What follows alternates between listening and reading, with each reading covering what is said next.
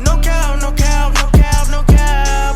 No cow, no cow, no cow, no cow. Yeah, no cap on that. Welcome back to The Flex. We're in our latest, greatest episodes called The Flex Ability. Up with people out there who are flexing on the game and killing it with all the abilities, whether it's the stage, the field, on or off the boardroom. You know what it is. We got to hit them with that boom, boom.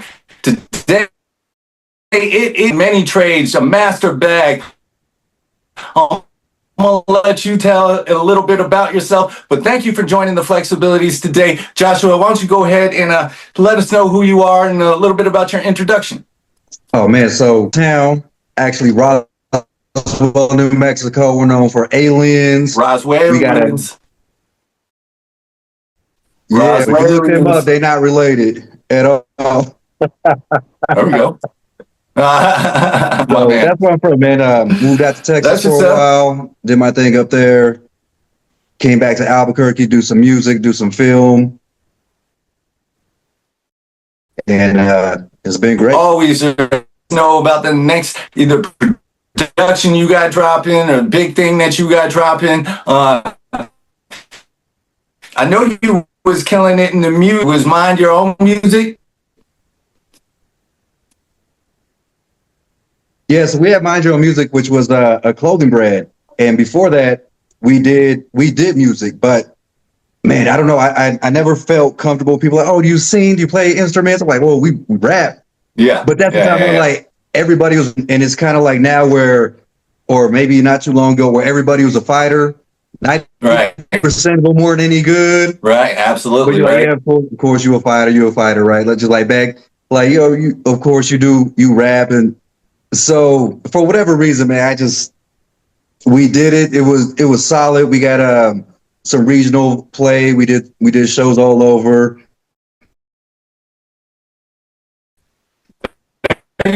Fun. Well, that's what's up. I mean, I think that's a lot of people's introduction to production, and especially when it comes to visual arts. I mean, you just kind of learning how to lay the audio, and then when you go and see something get shot, you're like, oh my gosh, this is so easy. So, as a little introduction, when did you start messing around with the acting, and what was your kind of first little bite that got you started on that?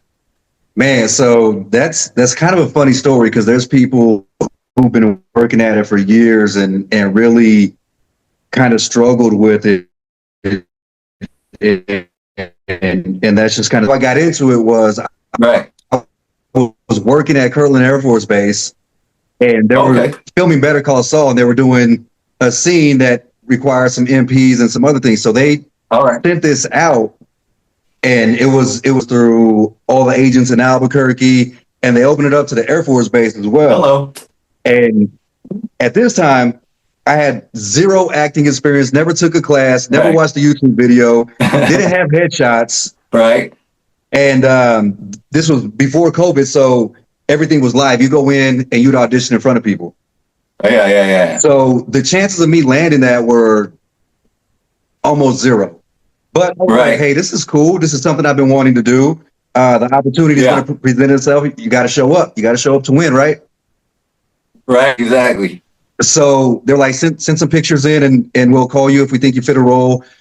So again, I didn't have any headshots. Sending some random pictures. Got a call. Went to the studio. There you go. Yep, auditioned in person. They called me a couple days later, like, hey, we want you to know you passed the first level.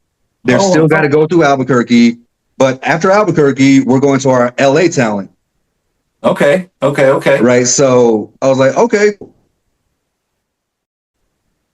whatever. I don't know anything about auditioning or acting. Yeah. So we get the second call, and she's like, hey, I want you to know we selected you out of Albuquerque, but we still got to go through LA.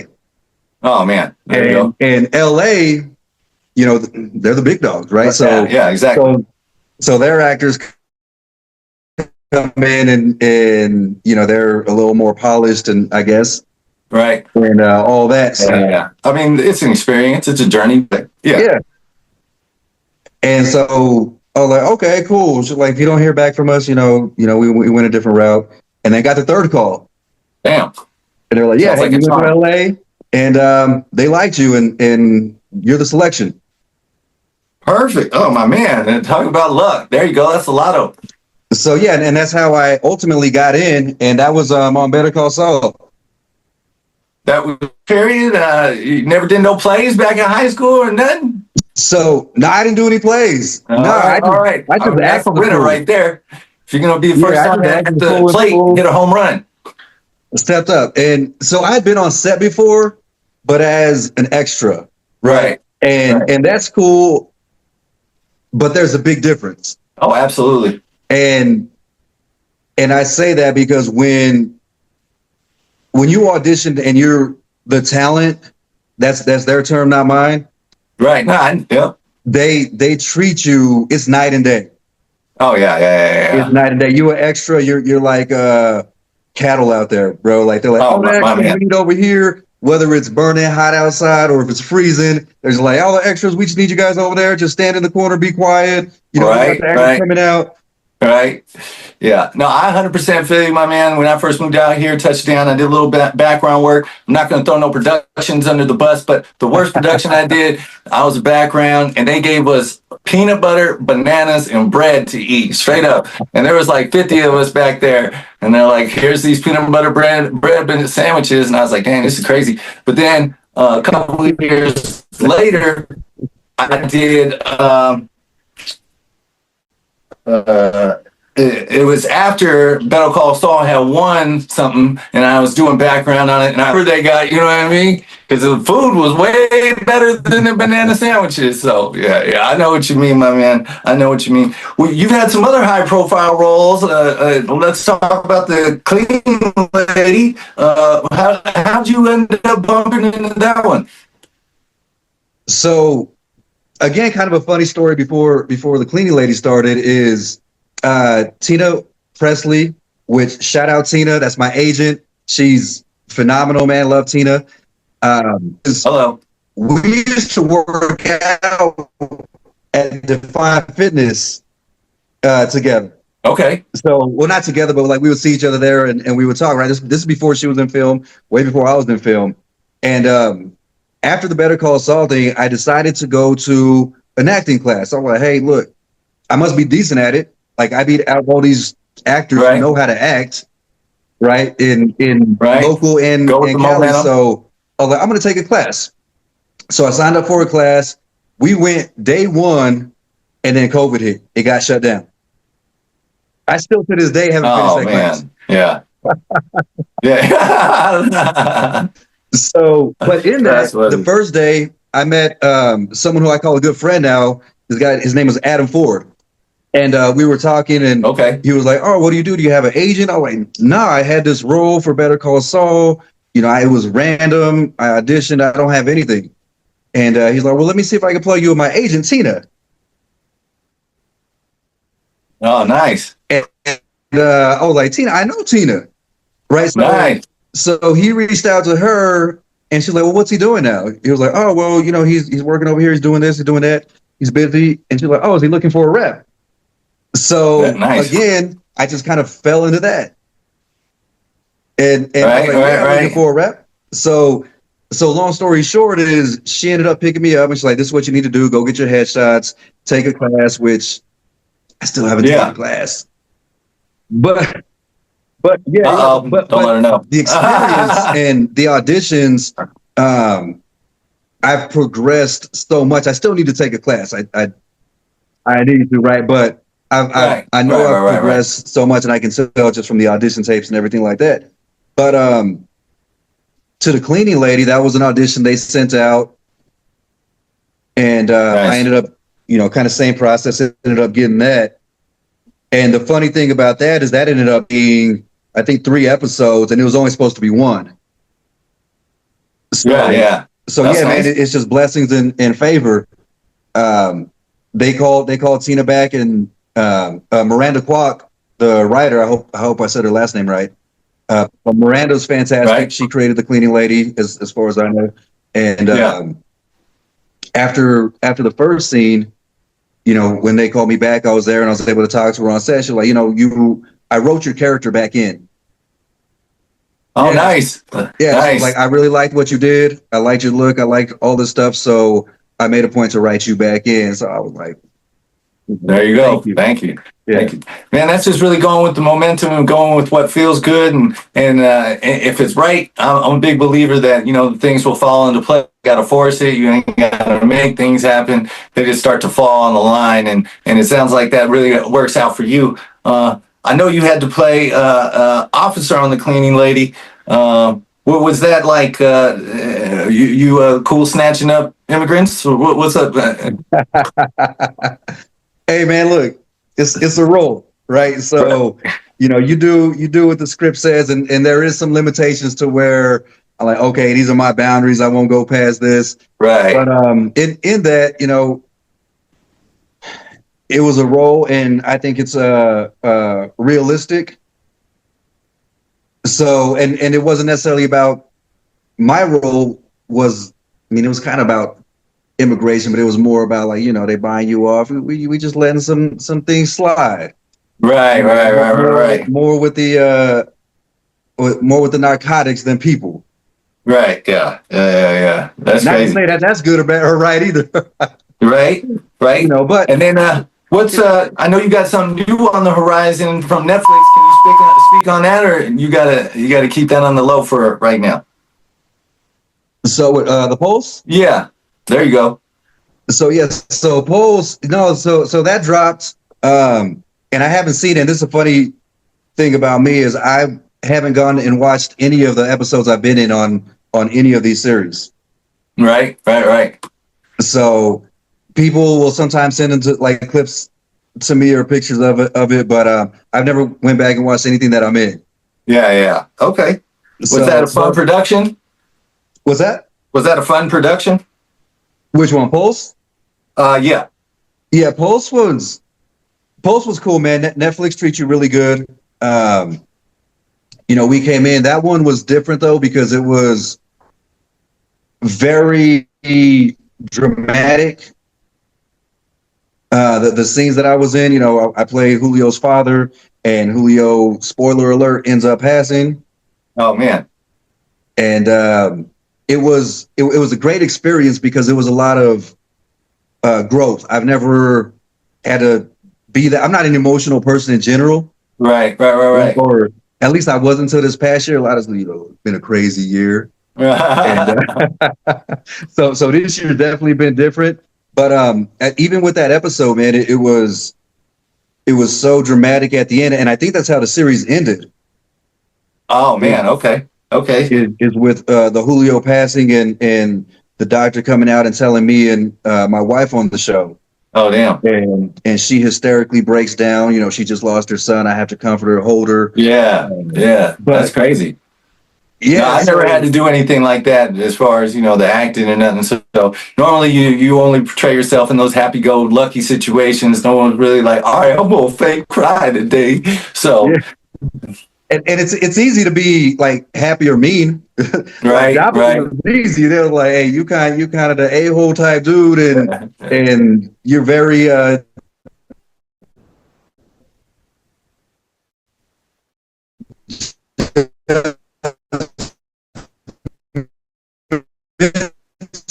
look where you see yourself at if the sky's the limit and the age is making the right moves.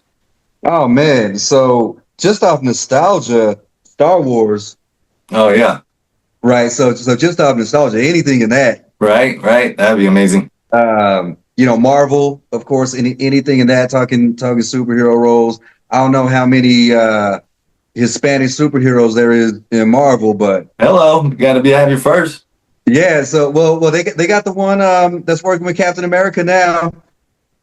Right. Props to him, but if they need an older one. Right. She had to come from somewhere. So yeah. Somebody got to use right. But no, those would be amazing. Those would be probably like the biggest blessing. Whether like I would do those for free. Yeah. Just sign me up and give me that chance. I'll do those for free. I'll just show up and kill it. Well, man, I want to be one of your first interviews after you got done with one of those productions.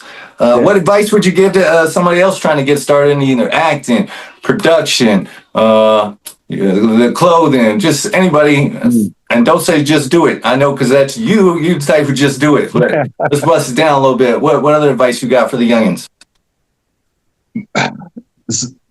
Well, that's where you start. It almost would just do it, right? As cliche as it is, but taking action. Like you got to be present. You got to show up, even for the right doors to open, the right things to happen. You know, I was very fortunate, but I showed up, right? Like, and that's how it all starts. You got to put in the work. Take a class. Don't listen to me earlier. Don't. I was gonna be like, "What? You only got to show up for one?" Yeah, but I did show up and I did sign up, right? So there you go. But take the class, go out and network, meet people. There's people in this community who do want to help you, who do want to see you succeed. There you go. And find those people, because everyone's trying to get to the next level, right? You know, especially when you're in Albuquerque, it's a small community, and most of the people here are good. Like just like any other community, you're gonna have your selfish people, your off people who are just, you know, really all about them. But there's a great community here, man, and get involved with the SAG stuff. Start taking classes. Absolutely. Start with background. Get on set. Learn what's going on set. Right. Absolutely. So I'm gonna play a quick game. We're getting towards the end of your time. I know you probably got to be on set here in a second, but I really appreciate you chopping it up. But I like to play this little game of sit, bench, trade. You know what I mean? So I'm gonna give you 3 people. You're gonna start, bench, trade. So you're gonna start your starter and bench, you know, who the number 2 is, and obviously trade is not on the team no more. If you could model your acting career or the accolades and success, who are you going to start with? Are you going to go with Jamie Foxx, Benicio del Toro, or The Rock? Man.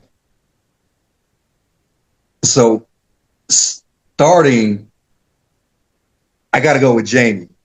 All right. I got to go with Jamie, man. Jamie can do it all. He's funny. He can do the drama. He can sing. He can write. He's an award winner. Like Jamie is, he's up there in for me in my top 5.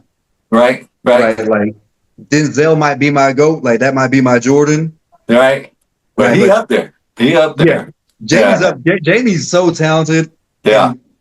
And that's not taken away from anybody else that's listed on there, right? No, absolutely not. He's just so many.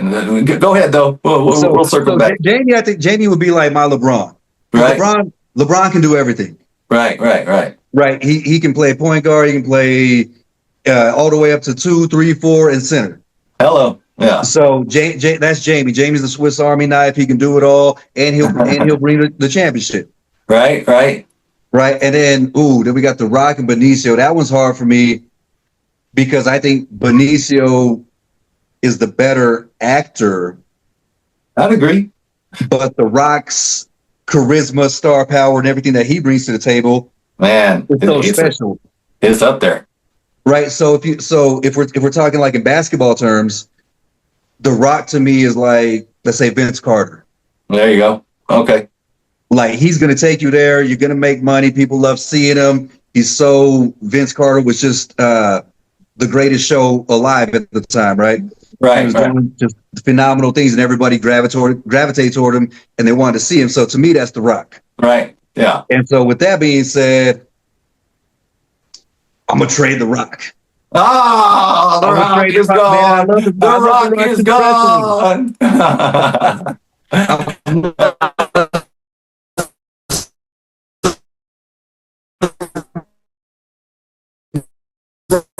But he was never really able to take his team to that championship level. Yeah. And The Rock, I think he may be able to do it with his next movie because it looks like he really got in his acting bag and he's not just playing himself in the jungle. I seen there. He had something coming up where he looked a little different. But yeah, I see what you mean. But Benicio is also has that decade talent. You know what I mean? He's just played so many like iconic roles where it's just amazing.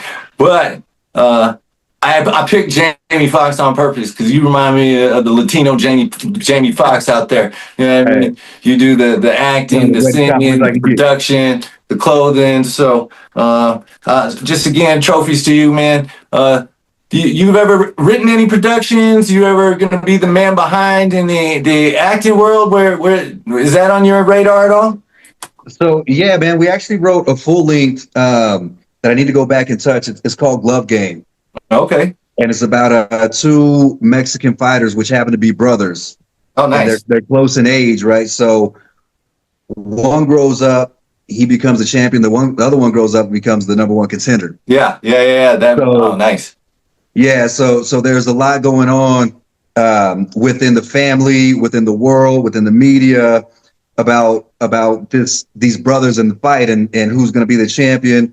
One of the brothers is really eager to fight the other one. The other one, he thinks that's against his family thing. So that's a good one. Yeah, and I may be giving up way too much of that story right now. Yeah, don't spoil that. So that also wrote a short that really deals with mental health and depression for men. Okay. How men can go through it and at the end of the day get on, let's say, social media, make a tweet, make an IG post, like, hey, out here killing the game at the gym, whatever. But then as soon as they set that down, they step back into a different reality. Right. Yeah. Facts. And they're really going through it. So